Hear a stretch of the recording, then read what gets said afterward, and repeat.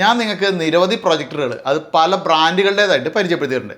അപ്പോൾ നമ്മുടെ ആ ഒരു വീഡിയോകളുടെ തുടക്ക കാലഘട്ടത്തിൽ നമ്മൾ പരിചയപ്പെട്ട പ്രൊജക്ടറുകൾ എന്ന് പറഞ്ഞാൽ അതിൽ പ്രത്യേകിച്ച് ഏതെങ്കിലും സ്മാർട്ട് ഫീച്ചറുകളൊന്നും തന്നെ ഉണ്ടായിരുന്നില്ല. പിന്നീട് ആൻഡ്രോയിഡ് OS അധിഷ്ഠിതമായിട്ടുള്ള സ്മാർട്ട് ഫീച്ചറുകളൊക്കെ ഉള്ള ചില പ്രൊജക്ടറുകൾ നമ്മൾ പരിചയപ്പെട്ടു. അപ്പോൾ അതിലൊക്കെ എന്താണ് നമുക്ക് ആൻഡ്രോയിഡ് ആപ്ലിക്കേഷനുകളൊക്കെ ഇൻസ്റ്റാൾ ചെയ്യാൻ സാധിക്കുമായിരുന്നു. എന്നാൽ ഇപ്പോൾ ഇവിടെ ലേറ്റസ്റ്റ് ആയിട്ട് നമ്മൾ പരിചയപ്പെടാൻ പോകുന്നത് സെബ്രോണിക്സ് പുറത്തിറക്കിയിരിക്കുന്ന ഗൂഗിൾ TV OS അധിഷ്ഠിതമായിട്ടുള്ള ഒരു പ്രൊജക്ടറാണ്. നമ്മുടെ സാധാരണ ടി വിയിലൊക്കെ നമ്മൾ കാണുന്ന ആ ഒരു ഗൂഗിൾ TV OS അത് അതുപോലെ തന്നെയാണ് ഈ ഒരു പ്രൊജക്ടറിൽ ലഭ്യമായിട്ടുള്ളത്. അപ്പോൾ എന്തായാലും നമുക്ക് ഈ ഒരു വീഡിയോയിലൂടെ ഇതൊന്ന് പരിചയപ്പെടാം. അപ്പോൾ ഈ ഒരു മോഡലിൻ്റെ പേരാണ് സെബ്രോണിക്സിൻ്റെ പിക്സാപ്ലേ 77G. ഇതാണ് സെബ്രോണിക്സ് പിക്സാപ്ലേ 77G പ്രൊജക്ടർ. സൈഡുകൾ ഫാബ്രിക് ഫിനിഷിങ്ങും മറ്റു രണ്ട് സൈഡും മാറ്റ് ഫിനിഷിങ്ങിലുമുള്ള സോളിഡ് ആയിട്ടുള്ള ബോഡിയുമാണ് ഈ പ്രൊജക്ടറിന്. പ്രൊജക്ടർ നിൽക്കുന്നത് ഇത്തരത്തിൽ അഡ്ജസ്റ്റബിൾ ആയ രണ്ട് ആംഗിളുകളുള്ള ഇൻബിൽറ്റ് സ്റ്റാൻഡിന്മേലാണ്. ആവശ്യാനുസരണം 270 ഡിഗ്രി വരെ നമുക്ക് ടിൽറ്റ് ചെയ്യാനും സാധിക്കും. ഇനി ഇതാണ് ഇതിൻ്റെ ഫ്രണ്ട് സൈഡ്. ഇവിടെ സെബ്രോണിക്സ് എന്ന് ബ്രാൻഡ് ചെയ്തിരിക്കുന്ന ഈ ഒരു ഭാഗം താഴേക്ക് മൂവ് ചെയ്യാവുന്ന ലെൻസ് ഷീൽഡാണ്. ഇതുപോലെ മൂവ് ചെയ്താൽ പ്രൊജക്ഷൻ ലൈറ്റ് കാണാം. 7500 ലൂമൻസ് ആണ് കമ്പനി ഇതിന് ബ്രൈറ്റ്നസ് പറയുന്നത്. താഴെയായി നമുക്കിത് വാൾ മൗണ്ട് ചെയ്യാൻ ഒരു യൂണിവേഴ്സൽ ബോൾട്ട് ഉണ്ട്. ഇനി റിയർ സൈഡ് നോക്കിയാൽ നമുക്കിവിടെ കാണാൻ കഴിയുന്നത് ഒരു HDMI പോർട്ട്, ഒരു USB പോർട്ട്, ഒരു ഓഡിയോ ഔട്ട്പുട്ട് പോർട്ട് എന്നിവയാണ്. താഴെയായിട്ട് AC കേബിൾ കണക്ട് ചെയ്യാനുള്ള പോർട്ടുമുണ്ട്. ഈ ഒരു പാക്കേജിൽ നമ്മുടെ ഈ ഒരു പ്രൊജക്ടർ കൂടാതെ ഒരു AC കോഡും റിമോട്ടും HDMI കേബിളും ലെൻസ് ക്ലീനിങ് കിറ്റും യൂസർ മാനുവലിൽ ഡൗൺലോഡ് ചെയ്യാനുള്ള QR കോഡുമാണ് കാണാനാവുക. പ്രൊജക്ടർ ഓൺ ആക്കിയാൽ നമുക്കിതാ ഇത്തരത്തിലൊരു ഇൻ്റർഫേസ് ആയിരിക്കും കാണിക്കുക. അതായത് നമ്മുടെ സാധാരണ ഗൂഗിൾ TVയിൽ എന്താണോ കാണിക്കുന്നത് അതുപോലെ തന്നെ ഹോം സ്ക്രീനിൽ തന്നെ നിരവധി OTT പ്ലാറ്റ്ഫോമുകളിൽ നിന്നുള്ള കണ്ടന്റ് സജഷനുകൾ കാണിക്കും. പിന്നെ ഇവിടെ മൂവീസ്, ഷോസ്, ആപ്സ് എന്നിങ്ങനെ കാറ്റഗറികളായിട്ട് ആപ്ലിക്കേഷനുകളും ഷോകളും മൂവീസൊക്കെ നമുക്ക് കാണാനും സാധിക്കും. അപ്പോൾ ആവശ്യമെങ്കിൽ നമുക്ക് ഗൂഗിൾ പ്ലേ സ്റ്റോറിൽ നിന്നൊക്കെ ആപ്പുകൾ ഇൻസ്റ്റാൾ ചെയ്യാനുള്ള സൗകര്യവും ഇതിലുണ്ട്. അതായത് നമ്മുടെ ഇന്നത്തെ സ്മാർട്ട് TVയിൽ കാണുന്ന സെയിം ഇൻ്റർഫേസ് തന്നെയാണ് ഇവിടെ നമുക്ക് കാണാൻ സാധിക്കുക. ഇനി സെറ്റിങ്സിലേക്ക് പോയാലും നമുക്ക് ഇത്തരത്തിൽ ഒരു മെയിൻ സെറ്റിങ്സ് നമ്മുടെ ആ ഒരു TVയിലുള്ളത് നമുക്കിവിടെ കാണാൻ സാധിക്കും. ഇനിയിപ്പോൾ ഇതിൻ്റെ ഔട്ട്പുട്ടിനെ പറ്റി പറഞ്ഞു കഴിഞ്ഞാൽ ഇപ്പോൾ ഈ ഒരു കളറുകൾ കാണുമ്പോൾ നമുക്ക് മനസ്സിലാക്കാം നമ്മുടെ ആ ഒരു TVയിൽ കാണുന്ന അല്ലെങ്കിൽ മൊബൈലിൽ കാണുന്ന അതേ കളറുകൾ തന്നെയാണ് നമുക്ക് ഇവിടെ ഔട്ട്പുട്ടിലും ലഭിക്കുന്നത്.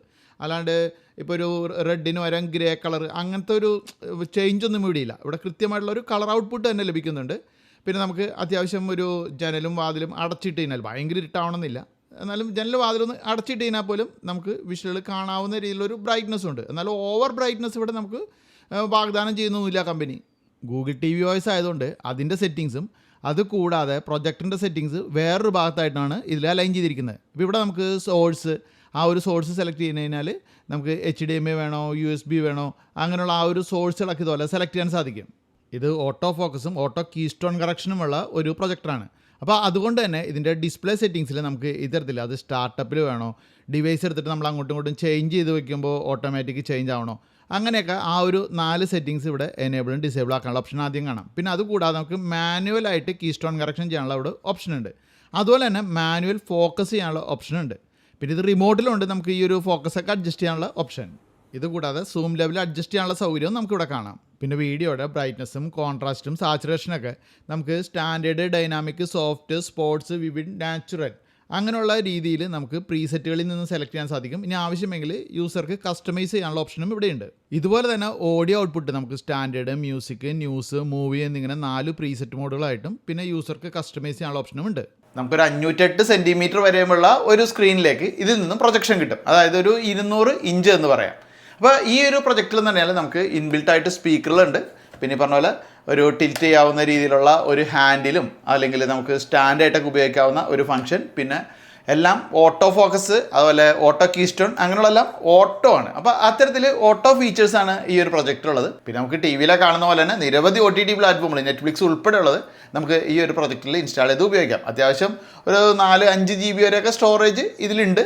അപ്പോൾ അങ്ങനെ നമുക്കിത് ഉപയോഗിക്കാം. പിന്നെ ഇതിൻ്റെ വില എത്രയാണെന്ന് എനിക്കിവിടെ പറയാൻ പറ്റില്ല. കാരണം എന്താണെന്ന് വെച്ച് കഴിഞ്ഞാൽ പറയാൻ പറ്റില്ല എന്ന് പറഞ്ഞു കഴിഞ്ഞാൽ ഞാൻ ഈ ഒരു വീഡിയോ ചെയ്യുന്ന സമയത്ത് ഇത് റിലീസ് ചെയ്തിട്ടില്ല. അപ്പോൾ അതുകൊണ്ട് തന്നെ ഞാൻ ഇതിൻ്റെ വില ഇവിടെ വീഡിയോയിൽ ഉൾപ്പെടുത്തുന്നില്ല. പകരം ലിങ്ക് വീഡിയോയുടെ കമൻറ്റ് ബോക്സിലും ഡിസ്ക്രിപ്ഷനിലും വെച്ചിട്ടുണ്ട്. ജസ്റ്റ് നിങ്ങൾ അവിടെ പോയിട്ട് ചെക്ക് ചെയ്യുക. അപ്പോൾ പ്രത്യേകിച്ച് ഒരു ലോഞ്ചിങ് ഓഫർ അങ്ങനെ ഒരു പ്രത്യേക പ്രൈസ് ഒന്നും ഇവിടെ പറഞ്ഞിട്ടില്ല കമ്പനി. അപ്പോൾ എന്തായാലും അത്യാവശ്യം കുഴപ്പമില്ലാത്തൊരു പ്രൊജക്ടറാണ് ഞാനിത് ഉപയോഗിച്ചെന്ന് മനസ്സിലാക്കുന്നത്. അതായത് ഭയങ്കര വെളിച്ചമുള്ളിടത്തല്ല, ഞാൻ പറഞ്ഞ പോലെ തന്നെ ഒരു ജസ്റ്റ് ജനലും വാതിലൊക്കെ നടച്ചിട്ട് കഴിഞ്ഞാൽ ആ ഒരു ഇരുട്ടിൽ നമുക്ക് അത്യാവശ്യം നല്ല രീതിയിൽ കാണാവുന്നൊരു പ്രൊജക്ടറാണ്. ബ്രൈറ്റ്നസ് ഒരു ആവറേജ് നമുക്ക് ബ്രൈറ്റ്നസ് ഉണ്ട്, അതായത് 7000 ചിലാനം ലൂമിൻസ് എന്നാണ് പറയുന്നത്. ഭയങ്കര ഹെവി ബ്രൈറ്റ്നസ് അല്ല. എന്നാൽ വിഷലിൻ്റെ ആ കളർ ക്വാളിറ്റിയൊക്കെ എടുത്തു പറയേണ്ടതാണ്. നല്ലൊരു രീതിയിലുള്ളൊരു ക്വാളിറ്റിയൊക്കെ ഉണ്ട്. ഇത് ആൻസി ലൂമിൻസ് എത്ര എന്ന് ഇവിടെ കമ്പനി വ്യക്തമാക്കിയിട്ടില്ല. പിന്നെ ഇതിൻ്റെ ലാമ്പ് ലൈഫ് എന്ന് പറയുന്നത് അത് 30,000 മണിക്കൂറാണ് കമ്പനി പറയുന്നത്. അപ്പോൾ ഇനി വിലയും കൂടി വന്നിട്ട് അതിനനുസരിച്ചിട്ട് ഈ ഒരു പ്രോഡക്റ്റ് ഉണ്ടോ എന്ന് നോക്കിയിട്ട് നിങ്ങൾ എന്തായാലും കമൻറ്റ് ഇടുക. അപ്പോൾ എന്തായാലും മറ്റൊരു വീഡിയോയിൽ നമുക്ക് വീണ്ടും കാണാം.